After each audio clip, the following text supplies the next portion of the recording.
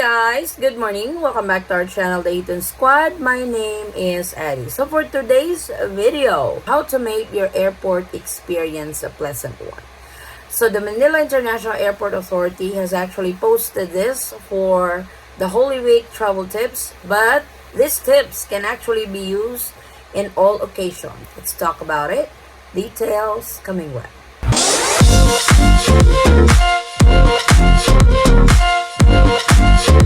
So usually in the Philippines, when it's the Holy Week, everybody is going out. Especially this year, we have a very long weekend. And it will start on Thursday. So I'm not sure when is this video going to be uploaded. But it starts on Thursday and it will end on Monday. So we have 5 long weekend in the Philippines. And for sure, majority are going out of town. Or majority are flying out, going somewhere to spend this well-deserved long weekend.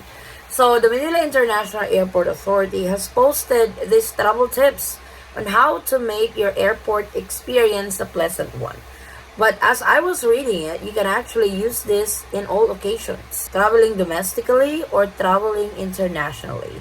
They have given 13 travel tips. So let's talk each one of them. Number 1, travel light. It actually helps when you travel lightly, like wear comfortable clothes. Don't bring too much stuff that you don't need because it makes your flight experience or it makes your travel experience smoothly if you're not thinking about, oh my god, my jeans are so heavy, my shoes is killing my feet. You know what I mean? So as much as possible, if you guys can travel light, that really works. Next is prepare travel documents such as passport, plane ticket, an itinerary, and other necessary documents for international flights. So very important, you are not going anywhere without your valid passport or without your ticket. So make sure to have those handy. Make sure to check before you even head to the airport because that is your ticket going out of the Philippines, especially if it's for international flight. Your passport is your lifeline going abroad. So make sure to have those. Check your bags, check your documents, check everything before you head to the airport. The next one is check with your airline about baggage allowance. Yes, this is very important. For domestic baggage allowance, they have its rules. For international flights, they also have its baggage rules. So make sure you guys know the baggage allowance of your flight.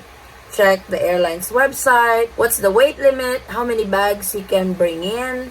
And what's the carry-on baggage limits and stuff. So it's important to know that. That way when you get to the airport, you don't have to open your bag, transfer some stuff to the other bag because you're overweight on this bag. And and if you don't, you can actually get charged of overweight baggage.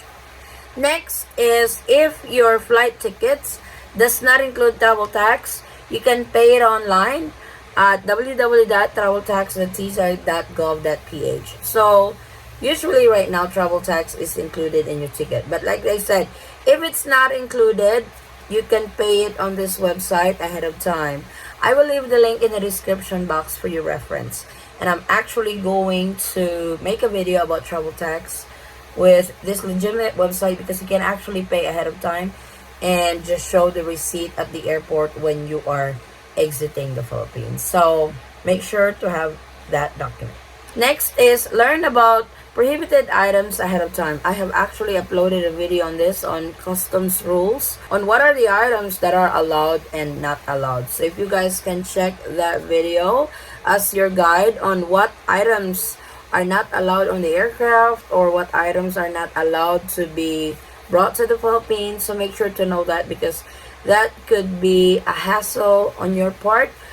Like for example, if you have brought a prohibited items that you are unaware that it's prohibited, that could actually get you held up at the airport for checking. Next is if you are transporting pets, make sure you have quarantine permits. I have been wanting to make a video on this. We have experienced this bringing our dog to the Philippines, but that was way back, probably 10 years ago.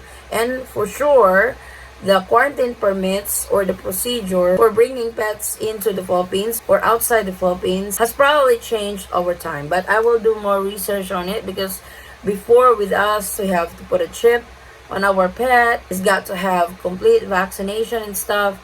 He did not even have to go through quarantine in Manila. He was actually sent right away to Jensen. So right now, I'm not sure if your pet has to go through quarantine before it's released, going back to you. So like I said, let me do a little bit more research on it before I make the video.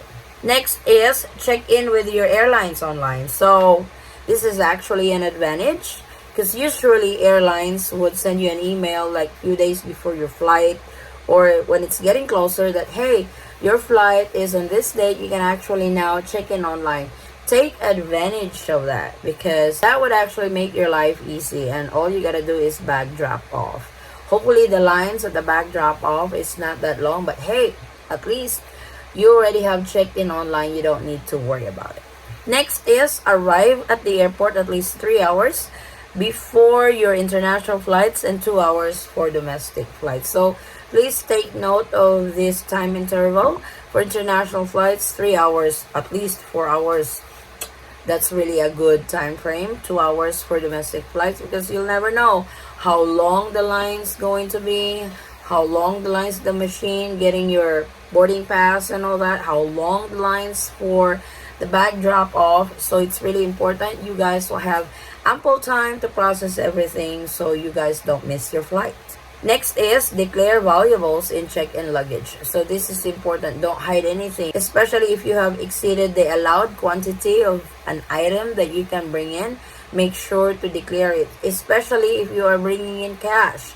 Make sure to declare it, because if you are coming in into the Philippines, you're actually allowed to bring $9,999. So if it's over that amount, you have to declare it. Next is to avoid missing a flight. Complete a pre-departure formalities immediately after check-in and baggage drop-off. So for sure you guys already know about this, especially to those frequent flyers in and out of the Philippines. Make sure to do this pre-departure formalities. Next is never leave your baggage unattended, as this will be subjected to stringent security checks, potentially disrupting airport operations. Yes, don't just leave your baggage somewhere or have somebody watch your baggage for you. That's not really safe. Make sure to have your baggage with you at all times, because the airport is big.